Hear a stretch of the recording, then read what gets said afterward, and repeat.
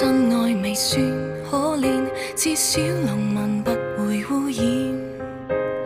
多親切的稱謂在耳邊，怎麼會有傷痛湧現？擁抱後溫暖後再發現，見你與他穿過視線，不經意的經過下雨天，被困在禁界的終點。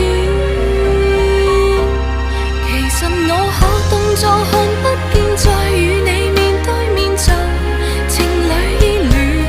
可惜我紅着眼閉着唇，無法表現，連說謊也未可如願。